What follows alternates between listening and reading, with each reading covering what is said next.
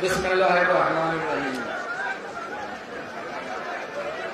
টাঙ্গাইল জেলা বিএনপির প্রতিষ্ঠাতা সাধারণ সম্পাদক, বাংলাদেশ জাতীয়তাবাদী দলের সংগ্রামী vice chairman advocate Abdus Salam পিন্টুর মুক্তির দাবিতে আয়োজিত গোপালপুর উপজেলা বিএনপি আয়োজিত আজকের এই বিশাল সমাবেশে সংগ্রামী সভাপতি, আজকের সমাবেশের প্রধান অতিথি, বাংলাদেশ জাতীয়তাবাদী দলের সংগ্রামী ভারপ্রাপ্ত চেয়ারম্যান, বাংলাদেশের আগামী রাষ্ট্রনায়ক দেশনায়ক তারেক রহমান, উপস্থিত জাতীয়তাবাদী যুব দলের সাবেক সভাপতি, বিএনপির সংগ্রামী প্রচার সম্পাদক,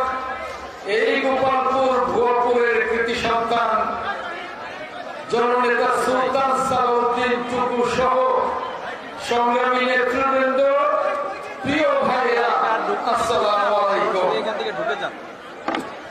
মুক্ত বাংলাদেশে ভালো হবে অ্যাডভোকেট আব্দুস সালাম পিন্টুর মুক্তির দাবিতে আজকে কথা বলছি।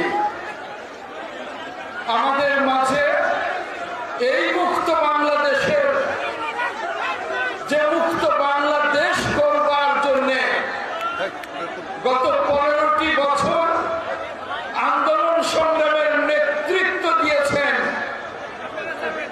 শহীদ রাষ্ট্রপতি জিয়াউর রহমানের দেশনেত্রী বেগম খালেদা জিয়ার সূর্য সন্তান, যিনি আগামী দিনে বাংলাদেশকে নেতৃত্ব দেবেন, আমাদের সেই প্রিয় নেতা দেশনায়ক তারেক রহমান। আজ মনে পড়ছে 17টি বছর যাবৎ আমরা মুক্ত বাংলাদেশে মুক্তভাবে কথা বলতে পারি নাই। 17 বছর আগে একটি মামলায় অত্যন্ত রাজনৈতিক উদ্দেশ্য প্রণোদিত ভাবে বাংলাদেশের প্রিয় নেতা দেশনায়ক তারেক রহমানের সাথে বিএনপির vice chairman advocate Abdus Salam পিন্টুকে গ্রেফতার করা হয়, মামলা দেওয়া হয়। সেই মামলায় আমাদের নেতা দেশনায়ক তারেক রহমান এবং আব্দুস সালাম পিন্টু সহ যাদেরকে গ্রেফতার করা হয়েছিল তাদেরকে সাজা দেওয়ার জন্য আওয়ামী লীগ নেতাকে, অবসরপ্রাপ্ত পুলিশ কর্মকর্তাকে, ওই আব্দুল কাহার আকমকে পুলিশ সার্ভিসে ফিরিয়ে এনে তাকে তদন্তের দায়িত্ব দেওয়া হয়। ওই আওয়ামী লীগ নেতা আব্দুল কাহার আকম দেশনায়ক তারেক রহমান এবং আব্দুস সালাম পিন্টুকে দোষী সাব্যস্ত করবার জন্য মুফতি হান্নানকে 472 বার তদন্ত কমিশনের সামনে, তদন্তের সামনে হাজির করা হয়েছিল। সেই মুফতি হান্নান 472 বারই বলেছেন, আমি কসম খেয়ে বলছি, এই 21শে গ্রেনেড হামলার সাথে জনাব তারেক রহমান, জনাব অ্যাডভোকেট আব্দুস সালাম পিন্টু জড়িত নয়। আর তাই তাকে নির্মম ভাবে ফাঁসি দেওয়া হয়েছে। তাকে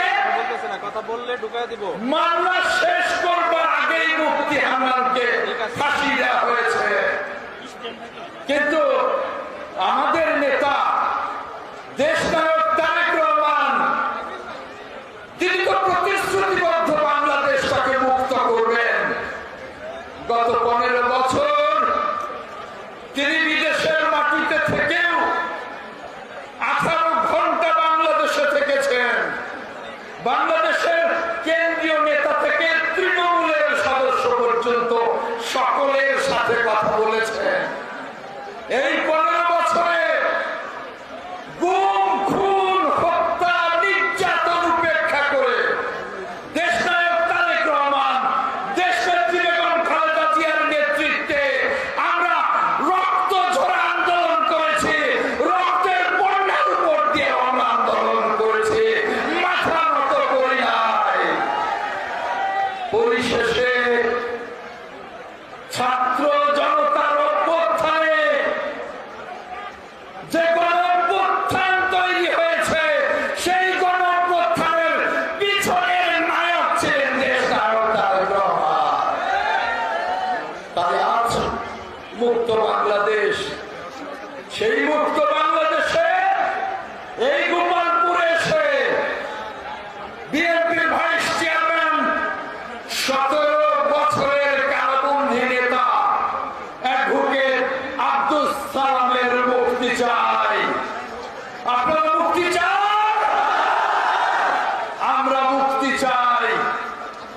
অ্যাডভোকেট আব্দুস সালাম পিন্টু মুক্তি পেয়ে আমাদের মাঝে ফিরে আসবেন।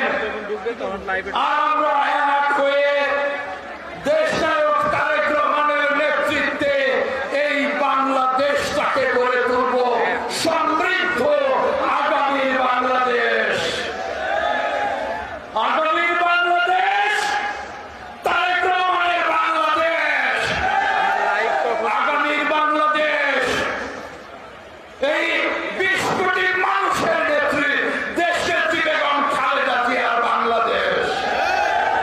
সেই বাংলাদেশ গড়বার আকাঙ্ক্ষায় আপনাদের সকলকে দেশনায়ক তারেক রহমানের নেতৃত্বে এক এবং ঐক্যবদ্ধ হয়ে কাজ করবার আহ্বান জানিয়ে অ্যাডভোকেট আব্দুস সালাম পিন্টুর মুক্তি চেয়ে